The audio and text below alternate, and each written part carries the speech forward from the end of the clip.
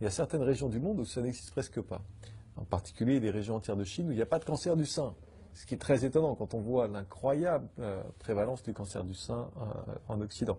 Il y a certaines régions où il n'y a pas de cancer de la prostate du tout, alors qu'aujourd'hui ça concerne énormément d'hommes dans nos sociétés.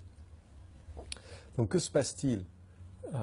Eh bien, on s'aperçoit que la grande différence, ce n'est pas les gènes, ce n'est pas que les Asiatiques ou les femmes chinoises ont des petits seins ou qu'elles sont protégées contre le cancer, parce que quand elles viennent vivre en Occident, elles ont les mêmes nombres de cancers du sein que nous.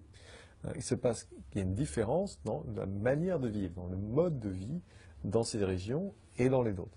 Donc qu'est-ce qui a changé dans le mode de vie? Il faut le comprendre, puisque ce qui a changé dans le mode de vie en Occident depuis la Deuxième Guerre mondiale semble être un engrais pour le cancer. Il y a trois principaux facteurs que je décris dans mon livre. Le premier, c'est l'augmentation considérable de la consommation de sucre et de farine blanche raffinée, qui n'existait presque pas avant la Deuxième Guerre mondiale. Aujourd'hui, on est en France, au XIXe siècle, on consommait à peu près 5 kilos de sucre raffiné par personne et par an.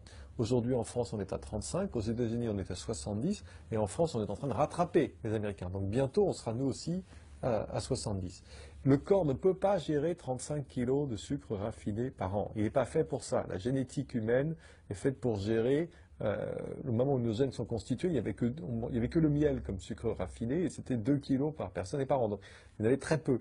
5, visiblement, c'était encore gérable. 35, ça n'allait pas. 70, certainement pas. Et le cancer se nourrit avant tout de sucre. Le cancer, les cellules cancéreuses ont un métabolisme anormal et elles ont besoin du sucre pour leur survie. Quand on pompe du sucre en permanence dans l'organisme, on alimente directement la croissance des cellules cancéreuses. En plus de ça, le sucre crée de l'inflammation dans le corps. Et le cancer a besoin de l'inflammation, non seulement pour grandir, se multiplier, mais pour envahir les tissus avoisinants et se répandre dans l'organisme. Il a besoin de cette inflammation qui est alimentée directement par le sucre.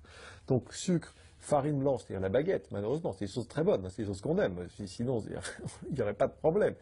Mais la baguette, c'est du sucre blanc qui très très vite fait monter le taux de glucose dans le sang dès qu'on la mange. Les viennoiseries, les croissants, le pain au chocolat, des choses qu'on aime, hein, mais il n'y aurait pas de difficulté si c'était pas ça. Mais qui n'existent presque pas dans certaines régions de Chine où on mange pas de pain, on mange pas de viennoiserie. Et on mange presque pas de sucre raffiné blanc.